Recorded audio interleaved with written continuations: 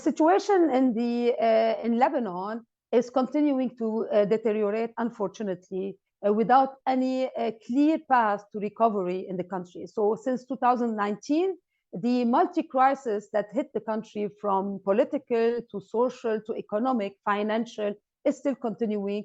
And on top of that, today the situation is that there is a void and there is in the presidency, and unfortunately all political parties are unable to agree on a president so that they can elect the president. So on top of everything that the country is facing, there is political void as well. But at the same time, we've seen some breakthroughs, especially on the oil and gas sector in the country, especially in October 2022, when finally there was an agreement between Lebanon and Israel on their disputed maritime border. It was a disputed border for a decade.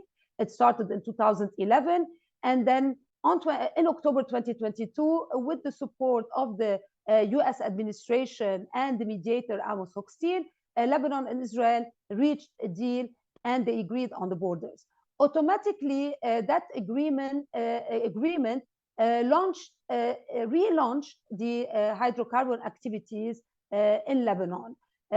In January 2023, Total Energy, which is the main operator, alongside with its partner ENI, the Italian company, and the newcomer Qatar Energy, announced a new consortium after Novatek, the Russian company, had left the consortium in October 2022. So in January, these three giants in the world of gas and oil were in Beirut to sign the new agreement on the two blocks that they had already, which is Block 4 and Block 9. Basically, in that meeting, it was announced the work plan, and it was clear that there were steps to be taken, and the exploratory drilling in Block 9, which is on the borders between Lebanon and Israel, is going to happen by the third quarter or the beginning of the last quarter of this year. So the plan was to set up the teams that will work on the drilling. The plan also included like hiring a drill ship that will come and do the work. At the same time, Total and its associates committed to the environmental assessment, and basically they finished the environmental impact assessment for the Block 9, and currently this assessment is in the public on the website of the Lebanese Petroleum Administration, and the Ministry of Energy and the Ministry of Environment have called all the relevant stakeholders to give their feedback on it, and there will be consultation, public consultations, and by end of June there should be an agreement on the environmental impact assessment. Right after that, the next step that everyone is waiting for is the drilling. So basically, there are talks between that the drilling will happen between September or October, not sure yet. We haven't heard any official announcement from Total saying when the exact date is, but the Ministry of Energy had said that it will be sometime by September. Anyway, September or October, it doesn't matter much as long as there is commitment to drilling this exploratory well in Block 9, and this will be the second exploratory drilling after the 2020 exploratory drilling that happened in Block 4. At that time, there was a dry well and Total couldn't find gas. So there are hopes for Block 9, and it was said that it might take 60 to 70 days of drilling. After that, there will be an assessment, and then an announcement will come by end of year or by early 2024. Basically, what to expect, and this is part of the industry expectations. We do have three scenarios to take into consideration. The drilling happens, and the result is that no gas is found, so it's a dry well again. The second scenario will be that there might be a finding, but a very small finding that the company is not able to develop or produce. And the third scenario is that there will be quantities that are able to be developed and produced. In this third scenario, again, we do have two scenarios. So if all the gas that is found in Block 9 is in the exclusive economic zone of Lebanon. Therefore, you apply the contract that had been signed between the Lebanese government and the consortium of companies Total, Eni, and Qatar Energy. If the gas is crossing from Lebanon to the Israeli EEZ, then automatically that means that you have to implement the maritime border deal agreement that had been signed between Lebanon and Israel and sponsored by the US. What does that mean? That means that automatically Total, which is the main operator, as we said, will have to go into an agreement with the Israeli government for a financial agreement on the compensation scheme for Israel. So if the gas is crossing to the Israeli EEZ, Israel is entitled for a compensation. And this compensation should be agreed between Israel and Total. And that has been the creative formula for the maritime border agreement, because Lebanon and Israel, they don't recognize each other. They're at state of war. So they wanted someone to do that kind of agreement because Lebanon didn't want to agree with Israel. So it's not like we hear today, like on Aphrodite, there was the Israeli and the Cypriot governments that came together, and then they gave the green light for companies, etc. So in this case, it's Total who is going to negotiate with Israel. And the agreement that was very clear, and the first agreement of October 2022, and second, the annex agreement that was signed between Total and Israel in November 2022, it's very clear that first, Israel and Total need to agree on the financial agreement, need to agree on the payments, and even like Israel to get paid first, then we can continue with the proceed with the development on the Lebanese side. So therefore, if there is no financial agreement between Israel and Total, the found discoveries could not be developed. And if there are delays in the negotiations between Total and Israel, that will delay any kind of development from the Lebanese side. But there are some kind of guarantees, American guarantees, to the Lebanese side that they will push for Israel to fast track, if you want, the negotiations with Total, so that Lebanon could benefit rapidly from that. So this is basically the scenario around that discovery that might happen in end of 2023. So to go to a point about like who's going to benefit if there is gas in Lebanon.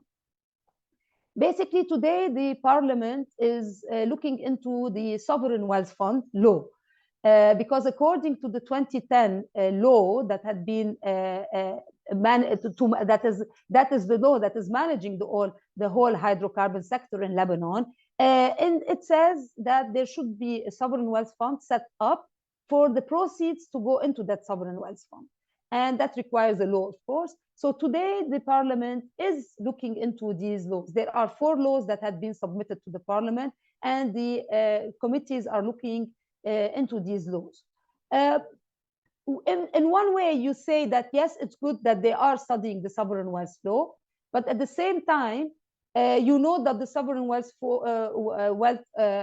fund is a tool in the hands of the government to, if you want to use it to maximize the and optimize and benefit from the oil and gas sector in a way that would benefit the economy, and where to put the money, how to withdraw from that, how to invest, who should run the fund. All of that are very important elements to look at, so that you will really have a strong fund that will be able to really play a role in helping and supporting the economy.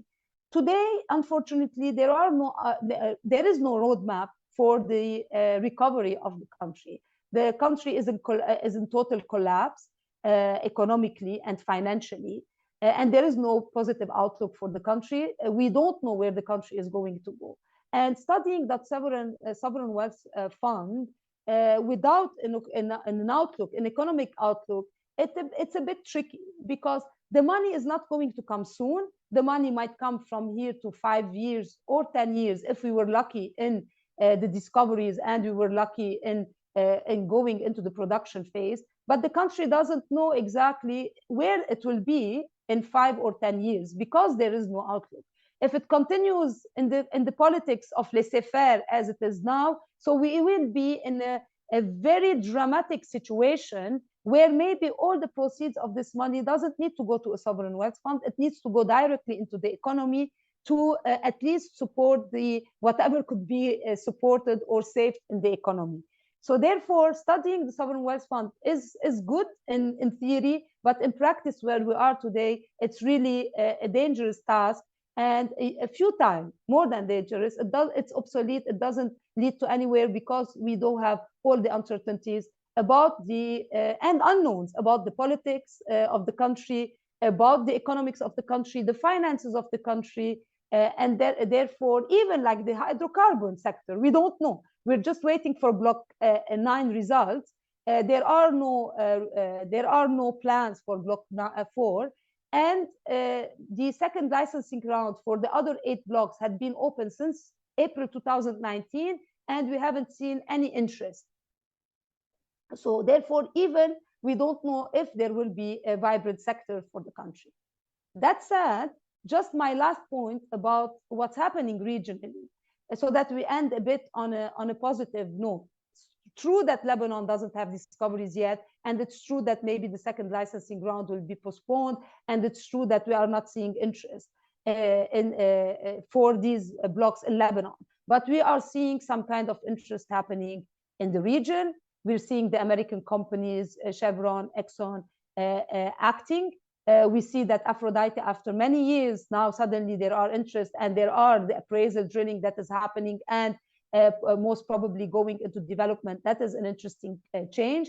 We are seeing Cyprus playing an important role of convening stakeholders in the region, so that there are plans about new pipelines, about new gas that will come. And these are all, I guess, important dynamics, because there is an opportunity today because of the Russia-Ukraine war, and the Eastern Mediterranean can play a role in providing Europe and other places with gas. We're not saying that Eastern Mediterranean will be able to completely replace Russia, of course not, but we are saying that they can play a role. And that requires a lot of collaboration, a lot of common infrastructure.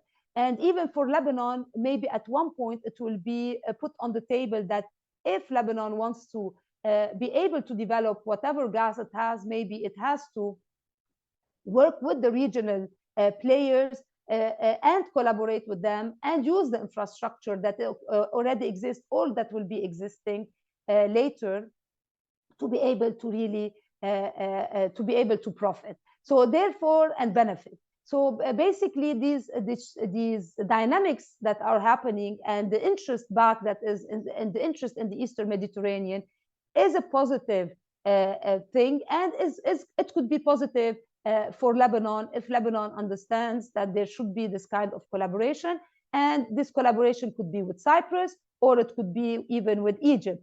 Because in one of the latest studies that we've seen about, like, okay, what the reaction of Egypt will be if that pipeline between Israel and Cyprus were to be built, and Israeli gas going to the LNG terminals in Cyprus, what will that, so will that be something negative or positive for Egypt?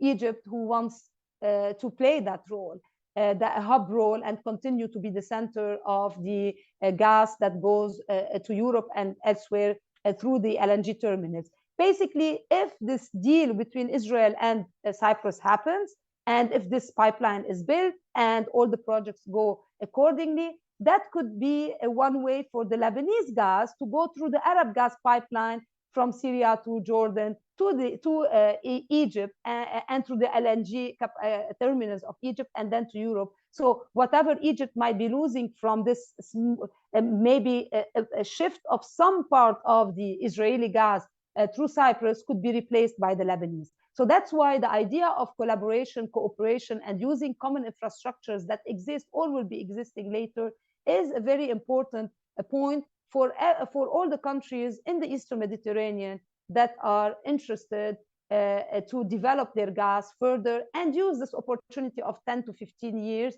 to be able to really benefit from the gas. One last point, it's about Lebanon, Cyprus. Lebanon, Cyprus, as we all know, in 2007, they tried to finalize their borders. There was an agreement that never been ratified by Lebanon. Now, after the agreement between Israel and Lebanon, there was this kind of appetite of opening the discussions between Lebanon and Cyprus. There was a study that was made by the ministries involved in Beirut that had kind of an interesting approach to the maritime border understanding and methodology that hasn't been shared. I'm not sure that it has been shared with Cyprus, but I guess like there would be at one point, once there is a president in Lebanon, this issue will be open between Lebanon and Cyprus, and it will need all the efforts to find a common understanding of the methodologies and the approaches to drawing the maritime border to end that. And then lastly, it will be Syria and Lebanon that need to draw their maritime borders as well, so that there is less conflict in the region and more cooperation to be able to benefit all the people of the region by exploiting their gas for internal use, definitely, and for exporting as well.